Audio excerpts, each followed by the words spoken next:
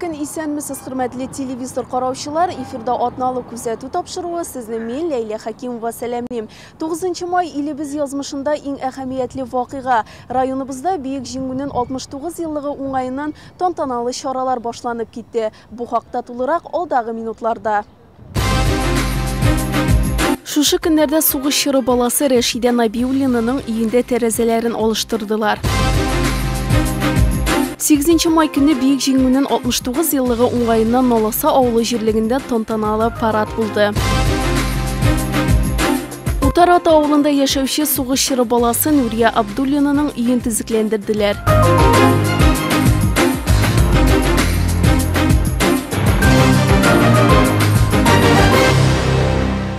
Şuşu kunlarda Sug'ish shiri bolasi Rashida Nabiullinaning uyidagi terazalarini olishtirdilar. To'liq oldagi minutlarda.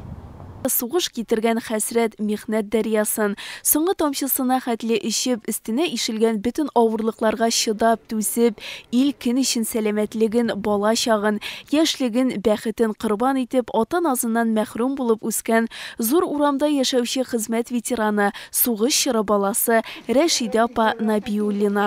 Rashida opaning kichkina chog'ida atisin sug'ishga olib ketdilar. Atisiz qolgan qiz og'irliqlarni ko'p toti. Shul qadar jafo chekib ishlab g'imir uzdirib bugungi kunda ul yolg'izlig'ini tira. Rashida opa turmushga chiqmagan, bolalari da bo'lmagan. Oshin pishira shayin qo'ynatib isha ul tik uyining terazalarigina niq qoqshagan suviq kira ekan. Uyina plastik terazalar qo'yib o'tinishi bilan Rashida opa Nabiullina Tatariston Respublikasi harbiy komissariyatining O'rsha ham Etna rayonlari bo'yicha bo'lik yetakchisi Olmaz Burxonovga murojaat etdi. Nabiullina Rashida opa murojaat etdi. Ул хәзерге көндә бер үзегенә яшәгән әби.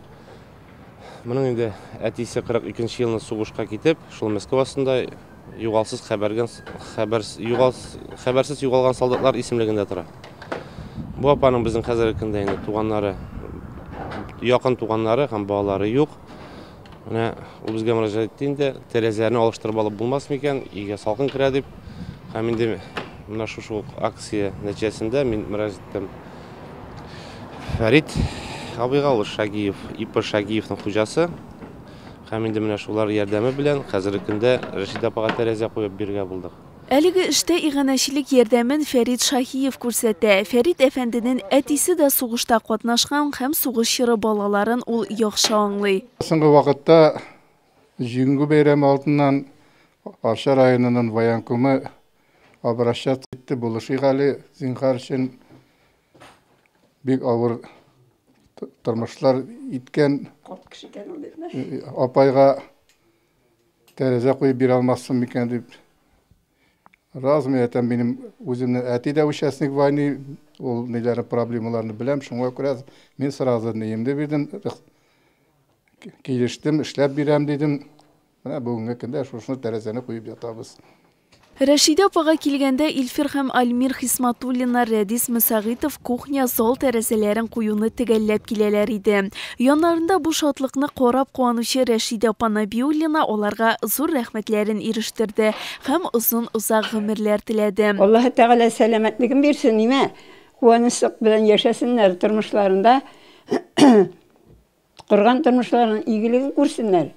Миннән теләк шул, бәхетләрен бирсен, Ходай сәламәтлеген, тынычлыгын бирсен. Менә шул менә. Лейла Хакимова, Равшан Набиуллин, Эльвир Тимашев, атналык күзәтү өчен.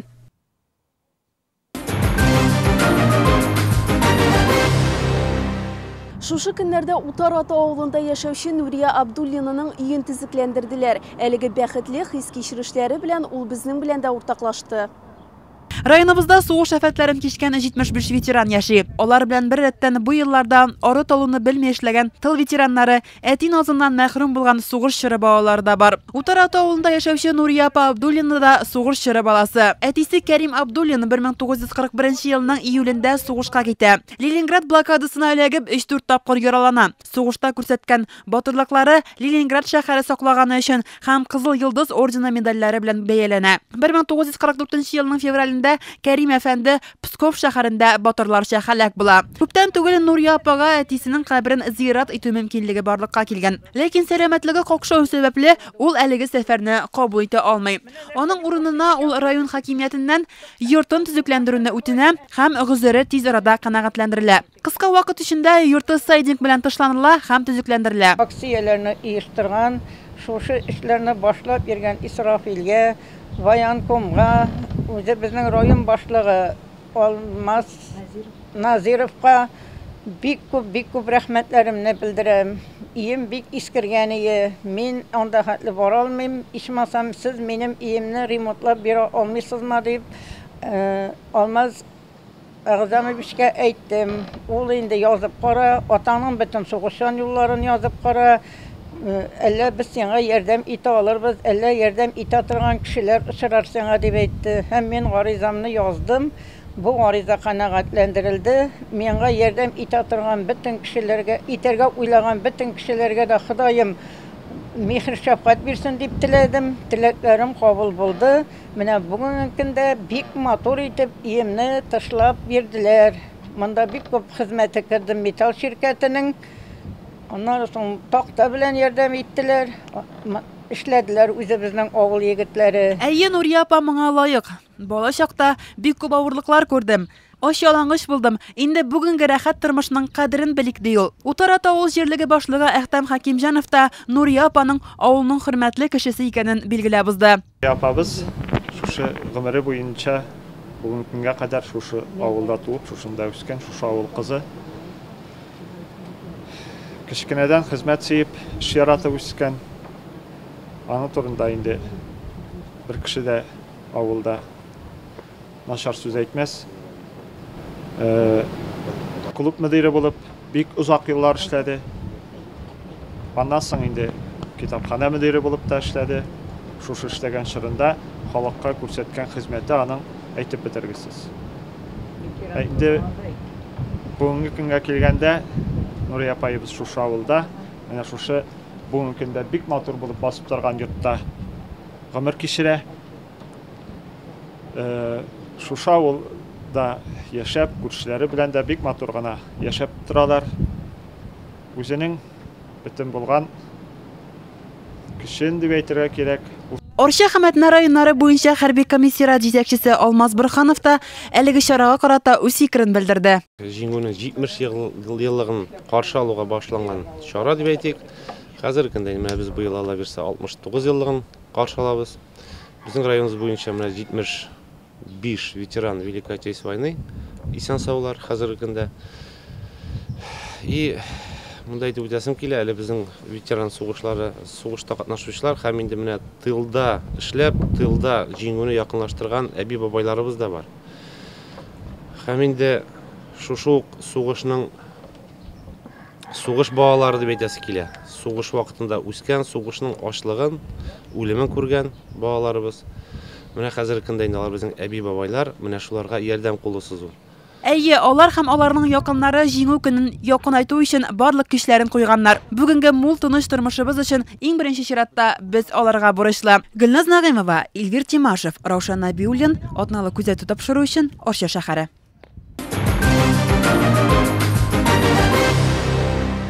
Шушы көннәрдә бийек җиңүнең 69 еллыгы уңгаеннан Наласа авылы җирлегендә тантаналы төстә парад булып узды. Тулырак алдагы минутларда.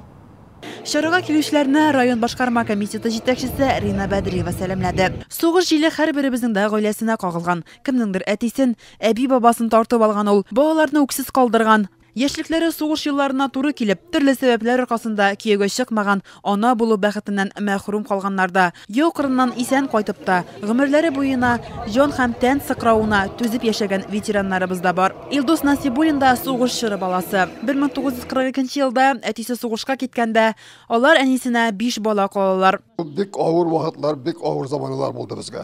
Бер дә онтасым юк. Мин аш булдык без, ялангач булдык без. Bir әнигә 5 бала калдык. Аның өстенә тагын әтинең әнисе бар, әби. 6-нчы.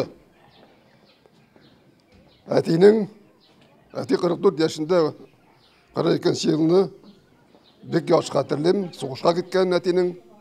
Мин вакытта 8 яшьтә. Әти соғышқа кетті, Суслангерда болды. Ең барған қатырлым, бірінші мәртебе Суслангерға. Әти шығып кетті Суслангердан 42 жылының 6 мартында. 12 мартында вафат болған. Соғышта ма? Соғышта. Жолда оқ болғандыр ма, вафат болғандыр ма? Или соғыртқа кіре алғандыр ма? 6 мартта шығып кеткен, 12 мартта өлген хабары келді. 12 мартта деп. Мына шыннан берлі әтесіз yaşadık енді. 8 yaşımda әтейімнен қалдым, 80-ні ұздырдым қазір мұны. Нәрсе деп айтайын, қазіргі дүния бек рахат.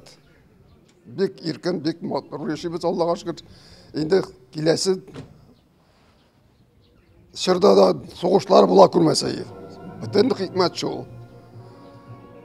Өзімде мен яңадан да енді соғыш жерін білем нәрсе. Өзімде бет қойнар нұқтаға әлектім яңадан. Енді солдат қызметін бітәдіп кені тұрғанда, қойтабыз деп кені тұрғанда, 56 жылының октябрь айында бізді тревога біліп шығып кеттілер. Секрет болғандар енді қоя барғанда білеміз. Үш сутка барабыз. Бір нәрсе айтушы қоя барғанына. Бір уақыт тоқтап, Шоп деген граница енді ол, Западный Украина, Венгер білен екі ауыл, Карпат тауы түбі. Шында бізді тоқтатып, тұралландырдылар. Оқыдылар приказ, вот шондай положение, біз кірәбіз Социалистский республика біздің Венгрияға. Вот менің онда 3 ай ярым жошы мақшәрді тағы өмірің осы. 3 жыл ярым қызметтіға тұр келді. Мұна исен соқ айттым, Аллаға шүкір, жошы атқалы яшады келді. Не қызғаныш, бүгінгі күнде біздің соғыш ветеранларыбыз сафлары күннен күн кеме бара. Ғазиз Абай Сабиров та соғыш ветераны. Онда көрген ауырлықларына ул түкмей шешмей бізге да сөйледі. Ноябрьнің дейінде 12-13 малай. Сенде бар ең түгілманда. Шуна біздің қазір нетіп, жиып, састап келмеді, шыннан. Неге?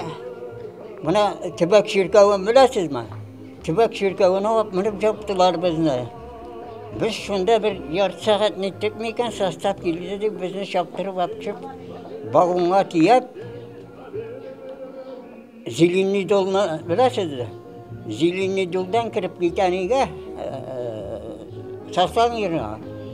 Бізді шында бұшатып, жаяу біз шып кеттік, бізді күтуі бөлімізді алып шып, саслаңырға. От саслаңырға барып кірдік, мала тігінде жемірілген землянкі, мұнда жемірілген землянкі. Бір землянкіға барып тықтылар бір нені, әтделенияны. Мұна әдәм әйтіп әдәм шаммас, шушының жуанлығы. Осылар паттауыр неттияны, біз кештәлік дейбіз. Шуны жейген. Мына шunda şu yalan ne bileyinde kostümler neler yok. Şunda bizni kondurdular. Ertə bırakırsa, bunda da bunun kabarıp çıkan. Şu saçan yerden bizni nege 40. yıl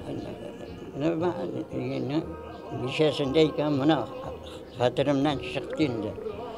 Jiberler 2. Belarusya frontuna. 3. Belarusya.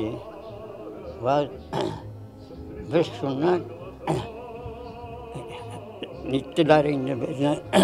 Şunda taratıp, seslerden itip, bölüp, соғышқа кіртіп жіберділер. Рәшида апа Зарипова соғыш башланғанда 2-ші сыныфтағына оқый. Тек шулайда соғыш башланған күнні бик яхшы хәтерли ул. 2-ші класста оқыйдыр едім соғыш башланғанда. Соғыш башланған деген тауырны ишеткәченән без балалар чалып җигердек.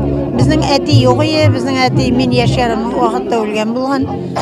Безнең соғышка китүче әни белән бер туган абыйлар бар иде. Шул абыйларны озатырга дип бөтен иләргә таралыштык без. Шуннан başlandı indi tırmış, nindi nerse, nindi tırmış idi bilesin. жағарға юк, басуға барып әрім жиып қайтабыз, аны жиып қоябыз қышқа, аны тағын өзімізге көре ойынға шыққан болабыз әлі. Шул ойыннан қайтқашына шул әрімні жағып, әнейлер қайтышқа ошарға пішіре тұрған еғінде. Анар шул 5 ел өтіп кетті, соғыш біткен уақытта біз 7-ші класста оқидыр еғінде. Анда тағы шулай шығып жүгірдік енді, абайлар қайтаймыш, біздің абайлар қайтмадылар енді, ол абайлар. Әйе, көрген ауырлыклардан оларның күңелләре кырысланмаган. Киресенчә, артык михрибанлы ярдәмчел алар. Чөнки тормышның бәясен яшәүнең кешенең кадерен беләләр. Бәйрәм чарасы сугыш, тыл ветераннары чыгышлары, район һәм авыл җитәкчеләре котлавы һәм укучылар әзерләгән концерт номерлары белән үрелеп барды. Гөлназ Нагыймова, Илгир Тимашев, Раушан Набиуллин, атналы күзәтү тапшыру өчен Арча шәһәре. Қойынсар ауылында хайкел ашылды. Әлігі тантаналы мезгіллерден үз хәбәршібіз Резида Гарифуллина. 8 май көнне Кайынсар халкы икеләтә бәйрәм шатлыгы кичерде. Бөек җиңүнең 69 еллыгын алар обелиск янында каршыладылар. Кайынсарда ул көнне Бөек Ватан сугышының дәһшәтен үз башларыннан кичергән авылдашларына багышлап обелиск ачылды. 57 хуҗалыгы булган кечкенә генә Кайынсарда сугышка 110 кешесен озаткан. Яу кырында 76 ир-егетен югалта авыл. Нибары 24 генә исән-сау кайта. Әнә шул каһарманнарны искә алу, хөрмәтләү йөзеннән обелискны Капанат монолит оешмасы җитәкчесе Кыддусов Хәбир һәм депутат Фердинат Хәснетдинов төзеткән. Авыл халкы үзләре сайлаган депутатларыннан да уңганнар. Алар авылга нур балкытып торган мәчеттә эшләп куйганнар. Мин үзем Кайынсарда туып үстем. Әтием сугыш ветераны иде. Җиңү таңын Прагада каршылаган әтием һәм авылдашларым истәлегенә булсын дип тырыштык ди Хәбир Галимҗан улы. Бәйрәм тантанасын авыл җирлеге башлыгы Айрат Сафин ачты. Безнең бүген бу җирлектә аеруча икеләтә бәйрәм, бигрәк тә Кайынсар халкы өчен. Җыелуыбызның беренче сәбәбе шушы сугышта катнашкан бүтән илебездәге булган каһарманнар алдында баш ию булса, икенчесе шушы авылдан чыгып үзләренең семьяларын, үзенең ватанын сакларга киткән һәрбер сугышта катнашкан. Бүгенге көндә сугыш биткәннән соң әйләнеп кайта алмаган, яу кырларында башларын салган авылдашларыбызны һәм шулай ук сугыштан соң авылыбызга, илебезгә җиңү алып кайткан каһарманнарны искә алу көне һәм шулар хөрмәтенә обелиск торгызылды. Авыл җирлеге башлыгы ветераннарга Татарстан Республикасы президенты Рөстәм Миннехановның һәм район башлыгы Алмаз Назировның котлау хатларын тапшырды. Сезне Бөек Ватан сугышында җиңүнең 69 еллыгы белән чын күңелдән тәбрик итәм. 9 май ватаныбыз тарихында кабатланмас истәлекле көн. Yıllar uza, şörlar almaşına, aның әһәмияте hiç кимеми. Бу улы бәйрәм, илебез йөрәгендә иң зур шатлык, иң зур тантана. Бөек җиңүнең нинди курбаннар, авыр югалтулар бәрабәренә яулануы, сугыш кырларында фашист илбасарларына каршы аяусыз көрәшкән, кырларда, госпитальләрдә, фабрикалар һәм заводларда фидакар хезмәт куйган һәркемнең җиңүгә керткән өлеше, аларның тиңдәшсез батырлыгы бер кайчанда онытылмас. Бу ватанпәрвәрлекнең, каһарманлык, рухи ныклык һәм бердәмлекнең иң гүзәл үрнәге. Әлеге һәрберебез өчен иң изге көндә курку белмәс, улы йөрәкле, көчле ихтиярлы, түзем, ватанга, халкыбызга тугры булуыгыз өчен сезгә тирән рәхмәт хисләремне белдерәм. Ихлас күңелдән исәнлек, саулык, күңел күтәренкелеге, бәхет, иминлек, uzak yıllar yakınlarınızın hem tuğanlarınızın ihtiramın, ihtibарын tuyup yaşayıgızını tilep kalam. Tataristan Respublikası Prezidenti Rüstem Nurgaliyevich Minnekhanov. Мәгъфүр апай. Обелискны ачу минутлары да якынлашты. Аны Хәбир Кыддусов белән тыл ветераны Гайнетдинова Мәгъфүр апа ачтылар. Балалар һәм авыл халкы һәйкәлгә чәчәкләр салдылар. Кайынсарда туып, шушы авылда гомер итүче тыл ветераннары Вәлишина Минҗихан апа белән Гайнетдинова Мәгъфүр апалар бүгенге бәйрәмгә булган шатлыклары белән уртаклаштылар. Яңасылага бардык, яңасылада карап кайталар. Бүген Аллага шөкер, менә монда ачылды, менә монда килдек. Гомерлек булсын инде. Әтием катнашты, абыем 7 ел хезмәт итеп кайтты, Мария булды. Менә ул катнашты. Әтиемне Герман сугышына Орча воен коматына барып, үзем затып калдым. Онда халык бик иксез, күбие исем фамилияләрен неттер әйтеп тордылар, тикшә. Я дип тордылар. Шуннан өчеп китләр станцияга, алып китләр нигә багынга тиеп, әтиләрне Казаннан алып китләр Сысвангерга. Әни барды шунда Сысвангерга әти җанына. Әти ondan soğuşqa gittiler. İptaşı bilen ayrılıştık dünəvir deydi. Ətimamda da qaytıb gitti. Onlar əti zəngədin gitti. Stalingrad'na olğan günü əti ölüb qaldı. Stalingrad'na olğan günü. Stalingrad'na olğan günü точно bir silesek doğru kitabısını biz görgenler. Bir kişi de görmesin. İlk zamanda ikon olmadı. Biz bir masarlıkta bir il tüzüdük biz, il tüzüdük. 5. klasqa okurga bargan vaqtda biz 50 şerkin hizmetkin işlep bardık. Oldu Gazide'ge gitkersine 70 şerkin işlep bardık. Min bir doңuz qaramadım da çok demese tutmadım. Ugiz bile de ziktik. Orçadan biz ugiz bile bardı taşıytırgan yok. Tilesek tarihka da bitmesegnem. Bütün oğlunun bilgen kişisini bile. Ветераннарны бәйрәм белән шәһәр башкарма комитеты җитәкчесе урынбасары Тәлгать Җәләлетдинов та котлап узды. Хөрмәтле авыл халкы, нәрсә дип әйтәсе килә? Менә бу һәйкәлнең булуы матурлыгы бер яктан, икенче яктан менә бу шушы безнең үсеп килүче буынны патриотик тәрбиядә бик зур роль уйный. Аны китаплардан укып та бик күп әйтеп була, телевизорлардан да балалар үзләре күреп, менә безнең отношенияны күреп, сугышта катнашучыларга, тыл ветераннарына, вафат булып калган авылдашларга безнең отношенияны, безнең аларга карашыбызны күреп үссәләр, моннан да зур тәрбия була алмый. Менә бу сезнең авылда барлыкка килгән һәйкәлнең аның бәясен оценив итеп булмый. Бернинди үлчәмдә дә, бернинди акча берәмлегендән дә. Ул гасырлар буена, дистәләгән еллар буена, гасырлар буена безнең балаларны, аларның балаларын һәм киләчәк тагында күп буыннарны тәрбияләүдә бик зур үзенең ролен уйнаячак. Һәр кемнең йөрәгендә төзәлмәс яралары әрни. Шушы округ депутаты булып сайланган Фердинат Хөснетдинов та әтисен искә алды һәм барлык сугыш һәм хезмәт ветераннарына баш иде. Шундый матур тормыш бүләк иткәннәре өчен рәхмәт хисләрен җиткерде. Идәнгә утыралар иде, мине кочаклап сайтырып кулын дип, һәрбер кешеләрне искә алып, үзенең белән бергә сугышта булган белгән кешеләрне искә калганнан мине кочаклап bir 15 minut şıfırkan cevap otururlar. Şu haller iskeçeden benim күзләрем яшьләрчә. Нинди моңсу булса да барыбер күпме кешене, кешеләрне югалттык, нинди кешеләр, нинди генә анда ашымына дирек генә.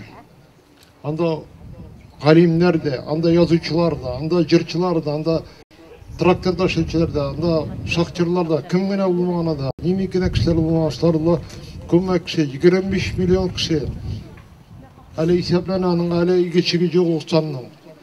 Бузарга уларның истәлегенә мин менә шайтырып син алды да бергәләп шул бәйрәмне каршылаганда, шу бу мезгилдә benim başım Сугыштагыларга җиңел булсын дип тылдагылар да тырышкан. Алар да фидакар хезмәтләре белән җиңүгә өлеш керткәннәр. Инде илебез тыныч, күгебез аяз булсын. Сугышлар бер кайчанда кабатланмасын. Арча телерадио компаниясе, Эльвир Тимашев, Рошан Набиуллин, Резида Гарифуллина.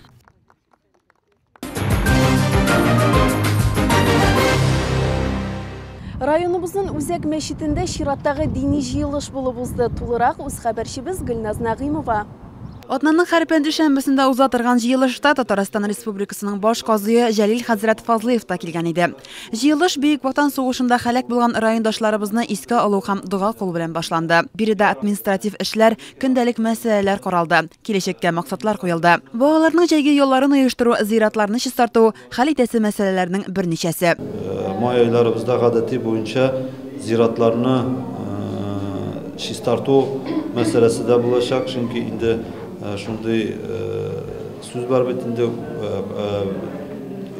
yaşaganlarının qadrin bil, ölganlarının qabrin bil degan sözlerge biz indi tayanıp şulayak indi ziratlarımızda şistatu ümeler uyuşturu deyip şulayak şu meselede qoralashaq şu yılışımızda indi alarını bizden gadati boyunca may başlarımız indi may ol gadati kirgen avlarımızda ziratlarını ümeler şistatular bara devam ete ham indi mına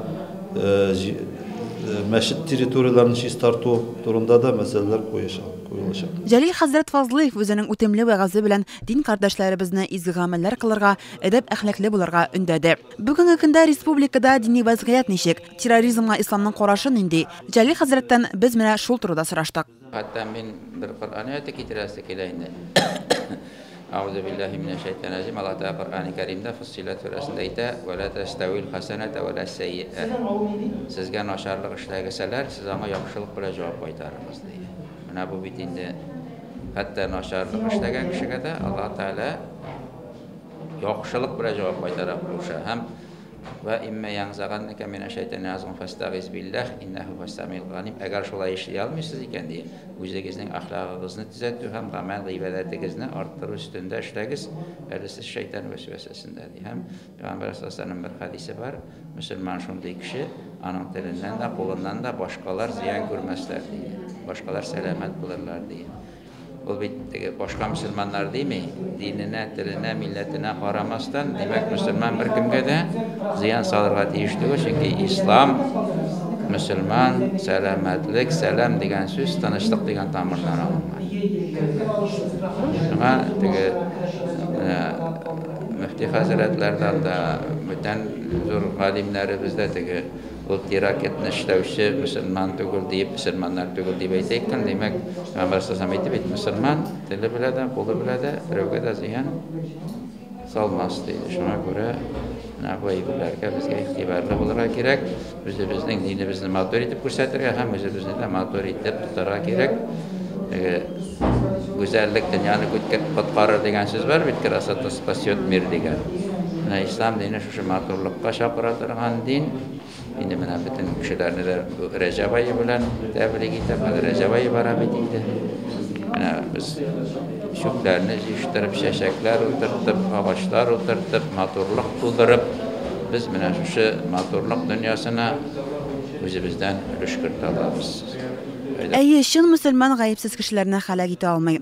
Коръәни Кәримдә Аллаһ Тәгалә, әгәр дә сезнең гаиләгезгә, малыгызга тимиләр икән, башка дин вәкилләренә зыян салу түгел, алар турында гайбәт сөйләүдә гөнаһ ди. Явызлыкның дине, милләте юк. Бер генә дин дә начарлыкка өндәми.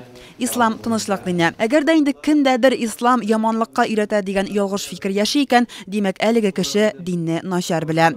Безнең республика гомер-гомергә төрле дин вәкилләре, милләтләр арасында тынычлык, дуслык саклап калган төбәк буларак дан казанды. Киләчәктә дә әлеге статусыбызны төшермәсәк иде. Гөлназ Нагыймова, Илгир Тимашев, Раушан Набиуллин, атналы күзәтү тапшыру өчен Арча шәһәре.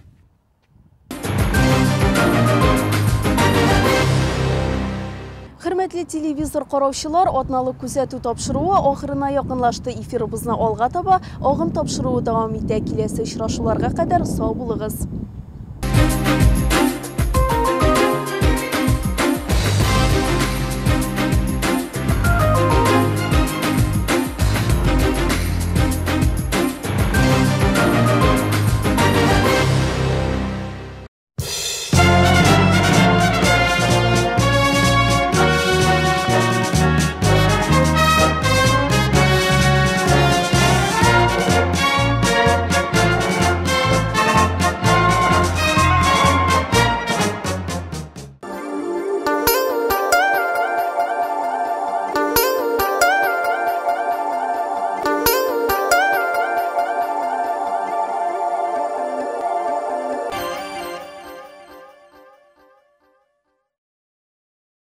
Арчада яшәп гомер итүче сугыш һәм хезмәт ветераны Юнысова Зәйтүнә Шаһиәхмәт кызы да гомер юлындагы маякларын барлый, күңел сандыгын бушата. 1924 елның 12 февралендә Арча районы Яңасала авылында туган укытучы кыз Зәйтүнә дә язмышын сугыш белән бәйли. 18 яшьлек кыз туфлиларын солдат итегенә алыштыра. Арча районының Яңасал авылында тудым. Шунда үстем. Шунда 7-нче классын тәмамладым. Элек мәктәп юк иде, тегендә монда укып йөреп 7-нче классын тәмамладым инде. Аннан соң педучилищега китәргә булдым. Арчага. Педучилищега алдылар. 2 курс укыганнан соң, 3 еллык ел вакытта 2 курс укыганнан соң сугыш башланды. Әтиләр әйтә, белмим кызым ничек йөрсең икән анда. Бер дә мөмкинлегебез юк бит сине эшләргә дип. Олы абыемның беренче көннәрендә үк сугыш калдылар да, Мәскәү ягындагы кат сугышта олы абыем үлеп китте. Ул Вятский полянда тимер юлда эшлиләр, 3 баласы калды, хатыны калды. Әти аларында барып алып кайтты. Тагы 2 сеңлем дә бар. Розия белән Рәшидә. Тарихка курбаннары, олы хәсрәтләре, онтылмас күңел җәрәхәтләре, газап сагышлары белән кирип калган ватан сугышы тәмамлануга да 69 ел узып киткән. Зәйтүнә солдатның хәтерендә ул бүгенгедәй кабат яңарды. Хәер, ул аның күңеленә мәңгелек булып уелып калган.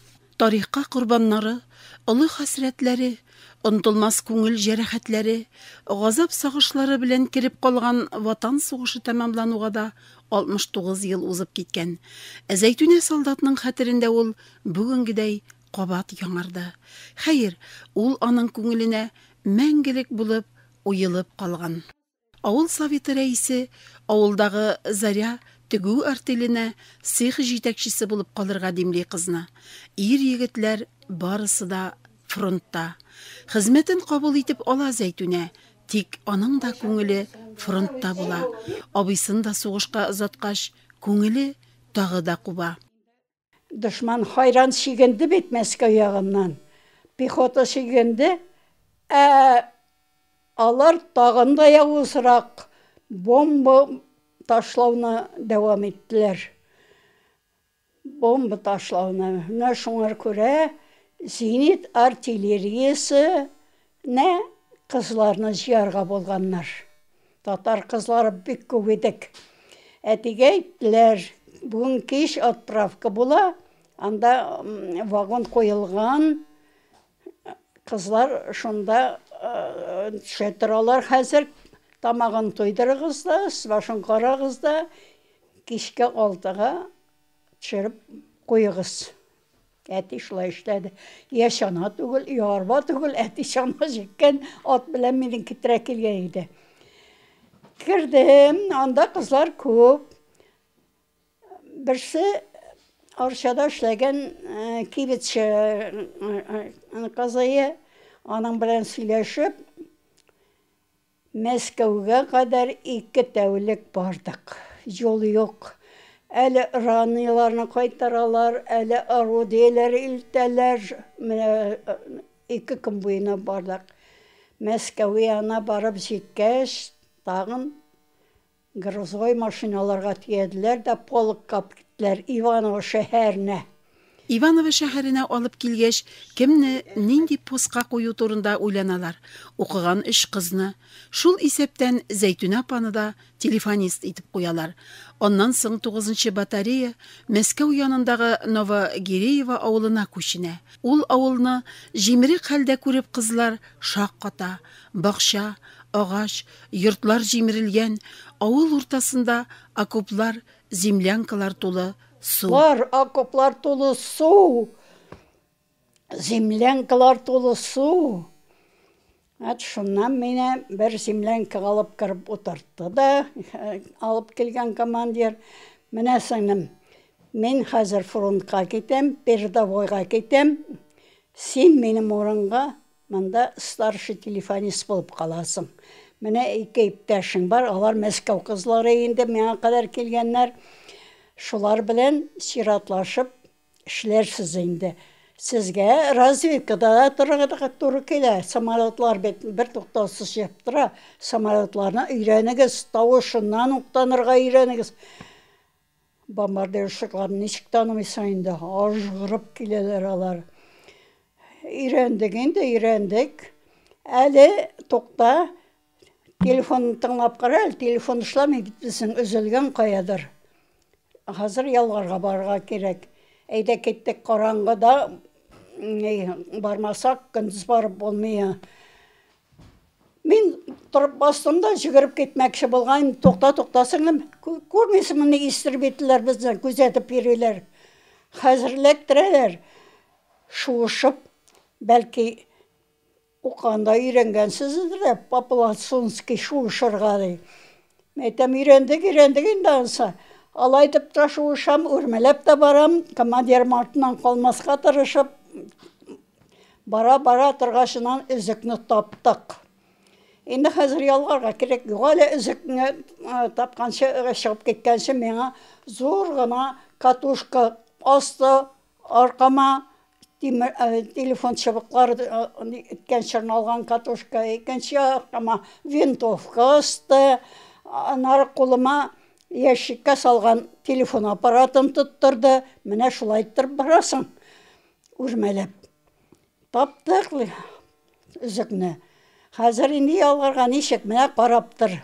Икенче юлы мин булмам, үзең ялгарсың. Ялгап күрсәтте дә, тыңла хәзер телефонны. Җавап бир. Әзерлегеңне әйт. Сугышның афәтләрен күреп изаланган Зәйтүнә апа, ничек әти-әни яныннан чыгып киттек икән? Мин бит үз теләгем белән китүемне әти белән әнигә әйтмәдем дә, киткәндә еламадым да бит дип гаҗәпләнә. Командирлары да шулай дип кызгана үзен. Әти-әниеңнең куйнында гына тора торган бала бит син ди. Кая инде ул алай иркәләнү? Бомбалар шартлаганнарын иштәм, әле хәзер Ирактан иштәм. Хәзер бомбардировщикларның тавышыннан итеп постка чыгып карыйбыз, иштәбез. Әнә мистер Шмет килә. Әнә мистер, ул вакытта бинокльләр дә, бисоллар да шундый нәрсәләр генә иде. Дәлемерләр юк. Килә. Әнә шул направление белән килә, направлениеләрне өйрәндек инде Мәскәү тирәсендә.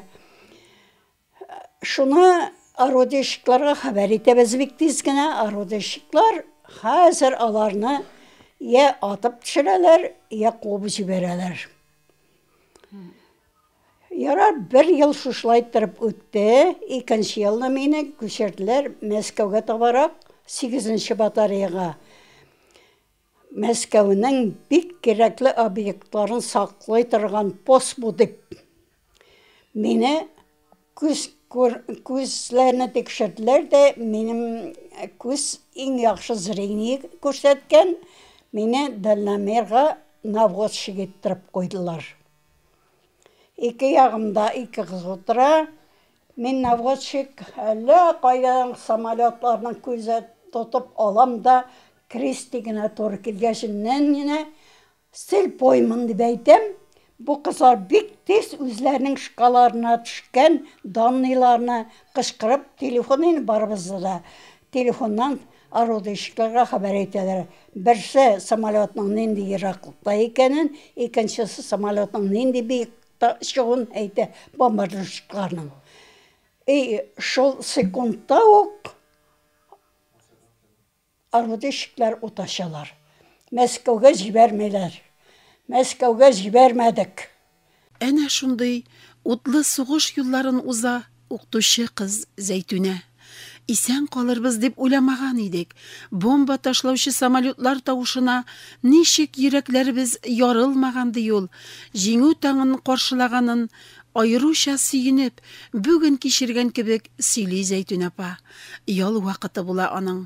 Землянкаларның эче тулы су булгач, кызларны өйләргә күчерәләр. Шунда телефон шалтырый. Җиңү хәбәрен әнә шулай ишетә ул. Йокыга китмәгәнмендер. Телефоннан шалтыраталар.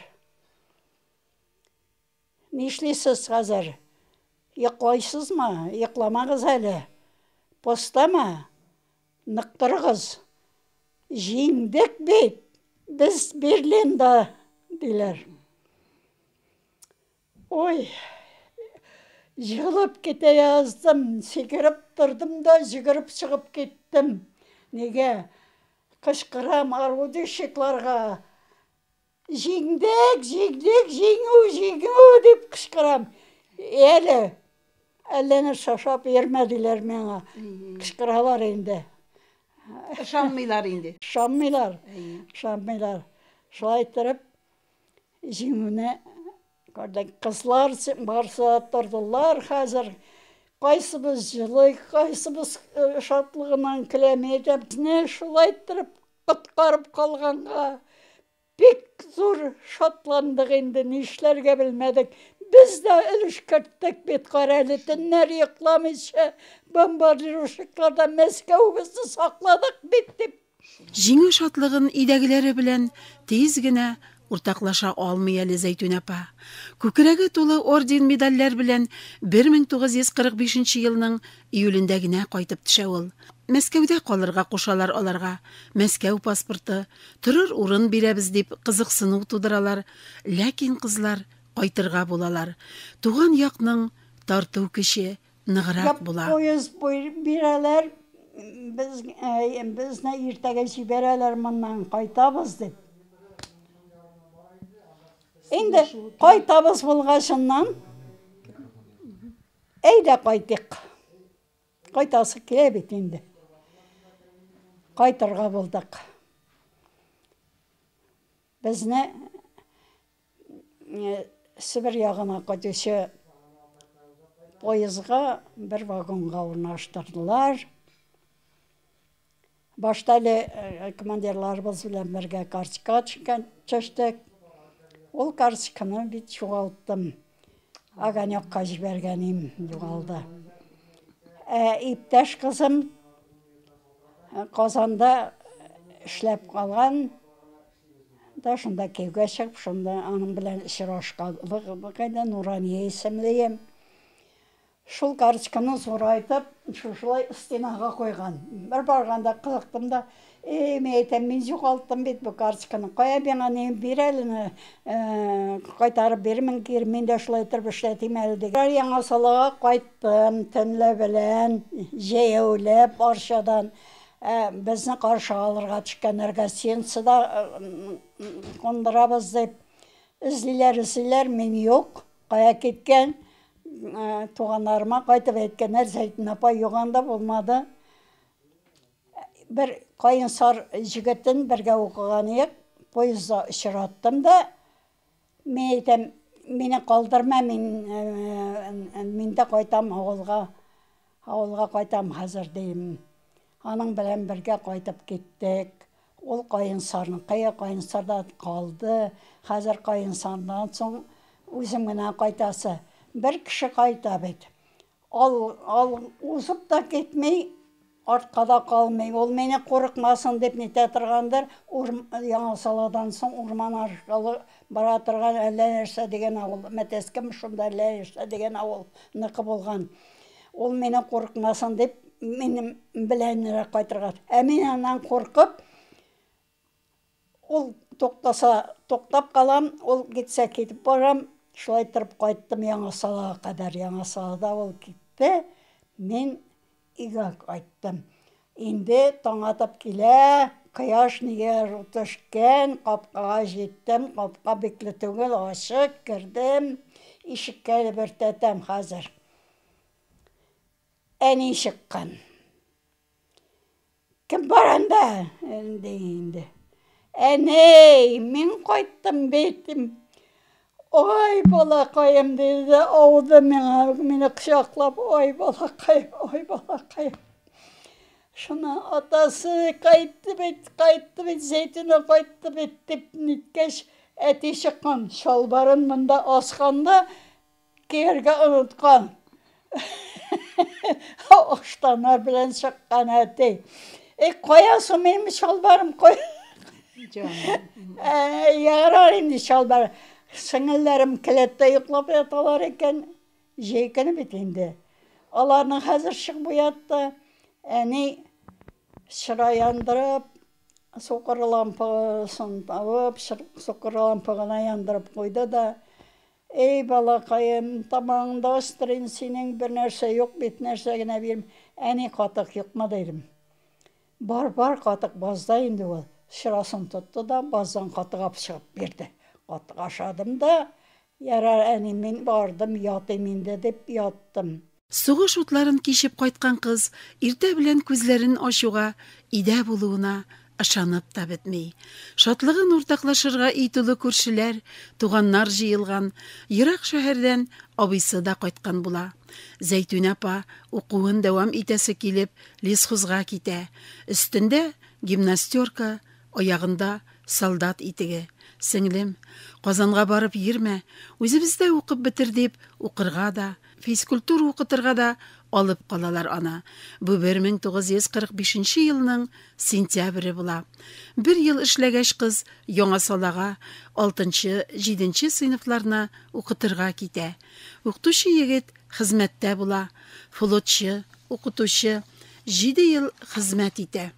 Үз урынына калган шибәр Зәйтүнәгә хатлар язып тора. Яшьләрнең танышулары әнә шулай башлана. Телефоннан сине сораган бер кеше мен Арча станциясында килмәс микән дип әйткән. Мен әйтәм, Акмали абыдыр бу. Теге флотка киткән. Флотка киткән. Япон соғышы біткеннен соң 46 елына қайткан ол.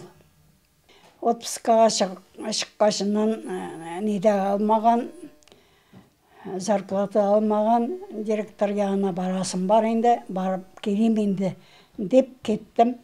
Айбанның нейінде қаршы келе. Мен бұл айтып қарап тұрам енді, сіз кім соң дейм. Сен кімсің дей, Зәйтүнә ме дей. Мәйтемеге, мене мен Акмали болам енді.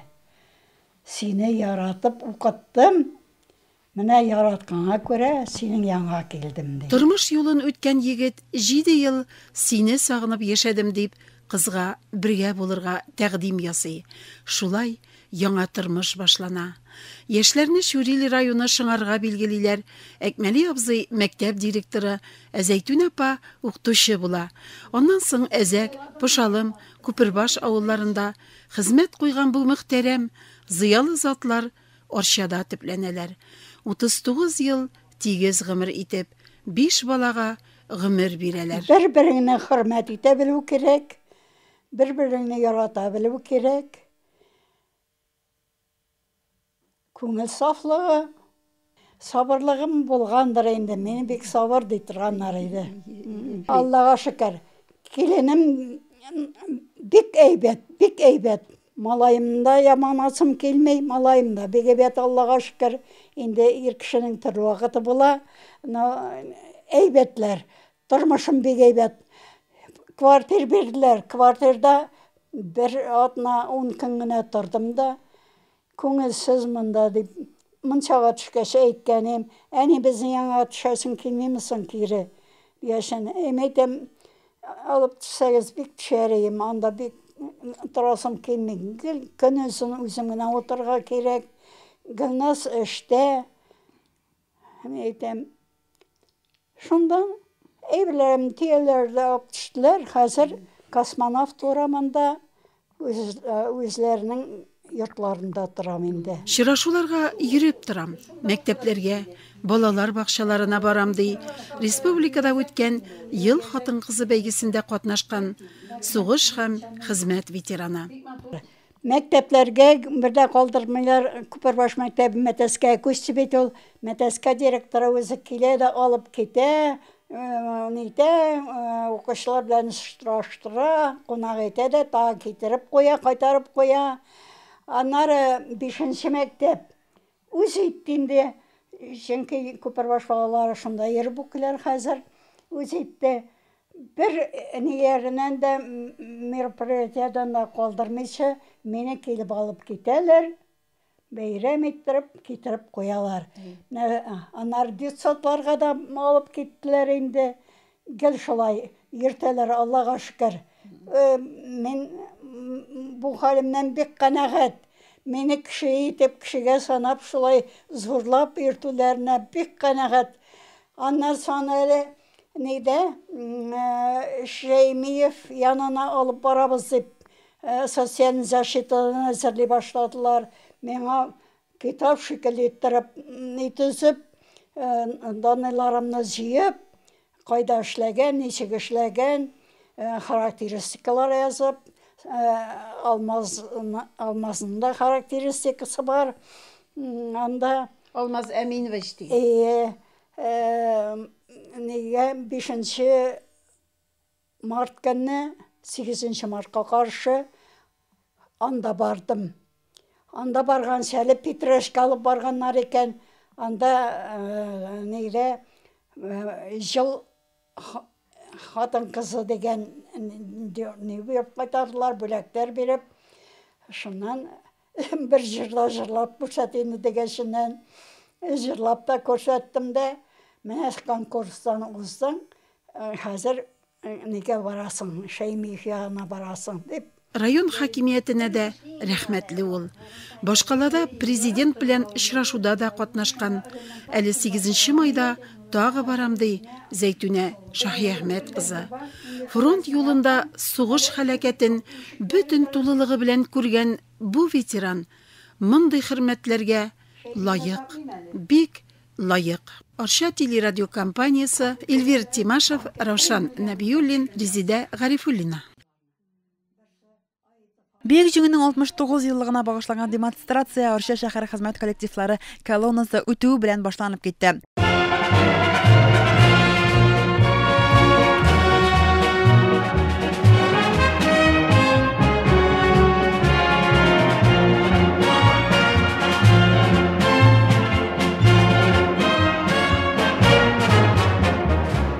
День Победы, как он был от нас далек, как в костре потухшем таял уголек. Были версты, обгорелые в пыли, этот день мы приближали, как могли. Этот день Победы, порохом пропах. Это праздник с сединою на висках. Это радость со слезами на глазах. День Победы, День Победы, День Победы.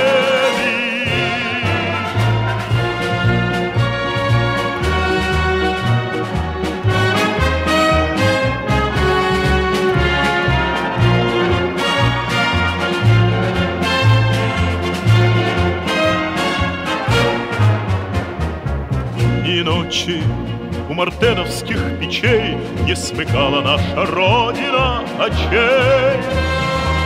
И ночи битву трудную вели, этот день мы приближали, как могли. Этот день Победы порохом промах.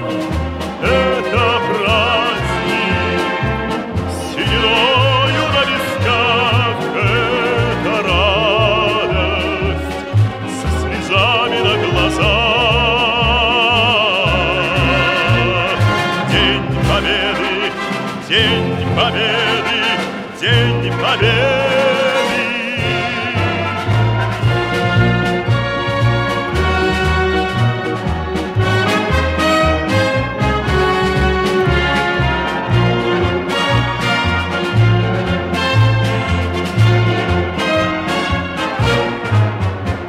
Здравствуй, мама. Возвратились мы не все. Алгы сүзне район башлыгы Алмаз Назиров алды. Хамыл райондашларыбызны бүйүк җиңүнең 69 еллыгы белән котлады. Баратул буыннар очрашуы.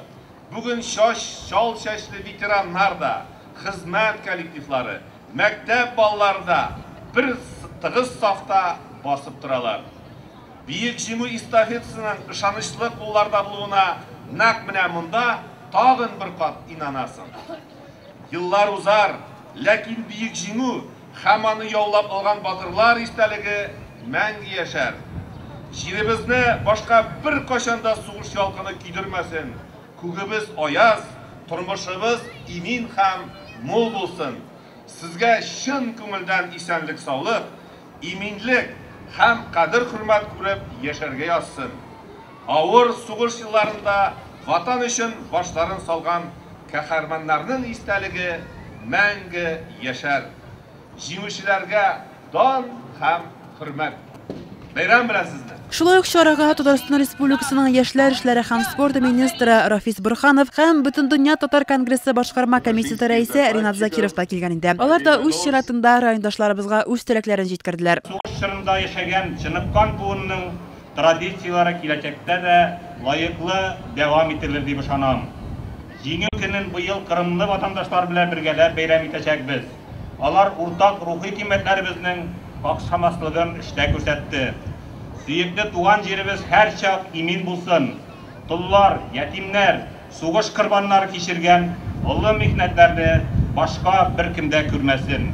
Кан кыеп яулап алынган җиңү байрагы ватаныбыз күгендә һәрчак горур җилфердәсен. Активное участие в воспитании молодежи принимают и наши ветераны. Ваша жизнь, бесценный опыт и мудрость, любовь к стране, жизненная сила является примером для всех нас, ныне живущих. Безгә җиңү бүләк иткән фронтовикларга, тыл хезмәтчәннәренә, тыл хатыннарга, сугыш ятим иткән балаларга без барыбыз да баш иябез.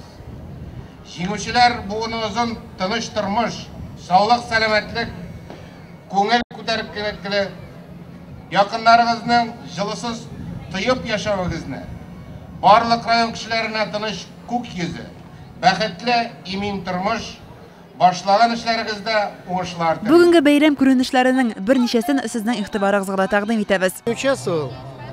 Я закончил военно-авиационное училище штурманское. Это было раньше Ворошиловградское, сейчас город Луганск, как раз где идут боевые действия. Вот защитники города Луганска обороняются от, можно сказать, западных, от профашистских, которые, можно сказать, ну, убийцы, не убийцы, наемники выступают против своего же народа. Вот я закончил училище там. Конечно, обидно, вот, что сегодняшний день, 9 мая, там не проходит парад Победы. Но мы здесь, как ветераны вооруженных сил, участвовали в сегодняшнем параде. И хочется поздравить всех ветеранов, тружеников тыла с этим большим, великим праздником, пожелать им здоровья, счастья, успехов, процветания нашей Родины, России. Всего самого наилучшего вам. Бу сугышта халак булып калган менин үземнең бабам, Галау бабаны искә алу көне 25 миллионнан артык үлеп калган. Россия халкын искә алу. Әйтәсе килә киләчәктә менә шундый афәтләр безнең илгә бүтән килмәсен. Бу иң зур бәйрәмнәрнең берсе дип саныйм. Бик күп сөйләдем инде, минем әтием дә сугышта катнашкан, әтием 43 елны яраланып кайткан аягы белән. Менә инде безнең гаиләбезгә кагылган иң аянышлы, иң йөрәкләрне әрнетә торган әйбер минем әниемнең 6 ир туганы, 1 туган сугышка киткәннәр һәм 5 ир туганы сугышта һәлак булып калганнар һәм алар барысы да билгесез кая һәлак булганнары. Инде 6-нчы ир туганы иң төпчеге 7 ел сугыштан соң да инде сугышка кадәр киткән булган бугай ул 7 ел йөреп кайткан, ул танкист Габделхайыр дип иртәләр яна улда һәм гомере буе механизатор булып хезмәт итеп, орденлы механизатор, орденлы танкист Габделхайыр булып бик озак шушы матур тормышыбызның игелеген күреп вафат булды. Калинин өлкәсенә шунда Забелия деген станция янындагы траншеяга оборонаттарга беренче шалонга куйдылар. Менә шуннан Калинин өлкәсен азат итеп бетереп, бөтен Прибалтиканы җәяүләп, Польшага кадәр барып җиттем. Җиңү көнен кая башладыгыз? Җиңү көнен монда Татарстанда. Кайда җиттегезме? Ни өчен дигәндә, бик катыраним булдым. 45 елның 30 гыйнварында иң катыраним булган вакытым шунда булды. Аннан инде мин тазарып, яңадан фронтка китә алмадым. Монда госпитальдә ятып, монда нигә җибәрделәр инде өйгә. Шай Данартарак госпитальдә дәваландым. Ничә яшьтә киттегез сугышка?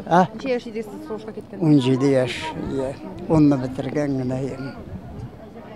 Инде бүгенге яшьләргә әйтер сүзегез бармы? Бүгенге яшьләргә менә аларга да ватанны сакларга кирәк. Ул гомумлы эш. Чөнки ватанны саклау һәркемнең изге бурычы булырга тиеш. Әйе, сугыш китергән хәсрәт мехнәт дәрьясын соңгы тамчысына хәтлек эчеп, өсләренә ишлегән бөтен авырлыкларга чыдап түзеп, ил көн өчен сәламәтлекләрен, яшьлекләрен корбан иткән газиз җаннар. Сез бүген дә районның, авылның иң хөрмәтле, иң сабыр кешеләре булып, дөньяларга тынычлык, авылдашларыгызга, райондашларыгызга иминлек теләп дугалар кылып яшисез. Изге теләкләр телисез. Күк йөзе һәр вакыт аяз, кешеләр мәрхәмәтле һәм шәфкатьле булсын. Хәзерге буын без күргән авырлыкларны кичермәсен, тормышның кадерен белеп яшәсеннәр дип телиләр. Гөлназ Нагыймова, Эльвир Тимашев, Раушан Набиуллин, атналы күзәтү тапшыру өчен Арча шәһәре.